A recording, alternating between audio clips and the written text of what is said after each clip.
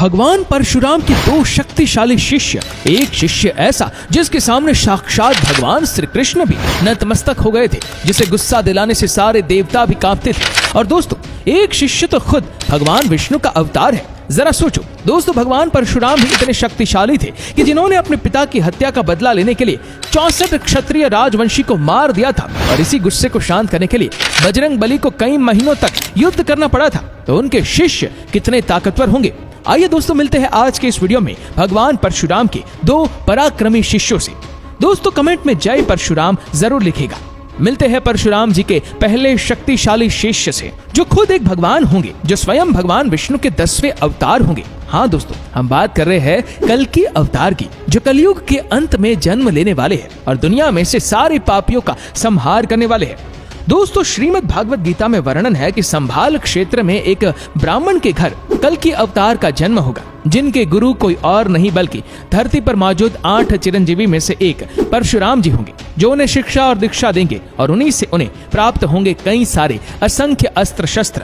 और वो परशुराम ही है जो कल्कि अवतार को सारी विद्या, तालीम और अस्त्र शस्त्र चलाना सिखाएंगे और कल्कि अवतार को बुरे लोगों से लड़ने के लिए मजबूर और पराक्रमी बनाएंगे। और दोस्तों, कल्कि अवतार के बारे में तो हम सब जानते ही है कि वो कलयुग के अंत में कली पुरुष के आतंक से धरती को बचाने के लिए भगवान विष्णु 10वां अवतार लेंगे, जो कल्कि अवतार होंगे, जिसके गुरु स्वयं परशुराम जी होंगे।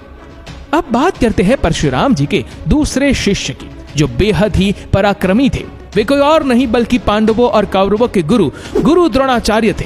कहते हैं कि गुरु द्रोणाचार्य के पास इतनी शक्ति थी कि यदि वह अपने धनुष को छोड़कर युद्ध करते, तब भी वह पांडवों की आधी सेना का विध्वंस कर सकते थे, वो भी सिर्फ अपने हाथों से। गुरु द्रोणाचार्य भी अस्त्र और शस्त्र में निपुण थे। उनमें इतना बल था कि वो अकेले ही कई राज्यों को जीतने की क्षमता रखते थे। उन्हें भी अपने गुरु परशुराम जी से कई अस्त्र शस्त्र की प्राप्ति हुई थी। गुरु द्रोणाचार्य ने ही पांडवों और कौरवों को अस्त्र शस्त्र विद्या सिखाई थी। भगवान विष्णु जी ने उन्हें वरदान स्वरूप नारायण अस्त्र दिया था। इनके अतिरिक्त गुरु द्रोण के पास इंद्रास्त्र, वरुणास्त्र, पशुपातास्त्र और धर्मास्त्र जैसे और भी दिव्यास्त्र थे। उन्हें कई प्रकार के जटिल युद्ध सुलोचनाओं का भी ज्ञान था। युद्ध के 13वें दिन गुरु द्रोण ने अकेले ही पांडव पक्ष के लगभग 20 महारथियों को पराजित कर दिया था। एक समय तो वो अर्जुन पर इतने हावी हो गए थे कि वह श्री कृष्ण अर्जुन से बोले कि हमारा अधिक समय यहाँ पर बीत न जाए, इसीलिए द्रोणाचार्य को छोड़कर आगे बढ़े। युद्ध के 15वें दिन तो वो अजयी थे। उनके ही कार्यकाल में पांडवों ने अपनी सबसे अधिक क्षति देखी थी। इस कारण गुरु द्रोणाचार्य को युद्ध में सीधे तौर पर पराजित नहीं किया जा सकता था। तब भगवान श्री कृष्ण ने भीम से कहकर एक अश्वत्थामा नाम के हाथी को मरवा दिया और हर तरफ खबर फैला दी कि अश्वत्थामा मारा गया। ये सुनकर द्रोणाचार्य ने हथियार डाल दिए। तब राजा द्रुपद के बेटे धृष्टद्युम्न ने द्रोणाचार्य का वध कर दिया। इस तरह द्रोणाचार्य को छल से मारा गया था, अन्यथा उन्हें मार पाना किसी के बस की बात नहीं थी। तो यही थे परशुराम जी के दो शक्तिशाली शिष्य। इनमें से आपको पसंदीदा शिष्य कौन सा लगा, हमें कमेंट करके जरूर बताइएगा।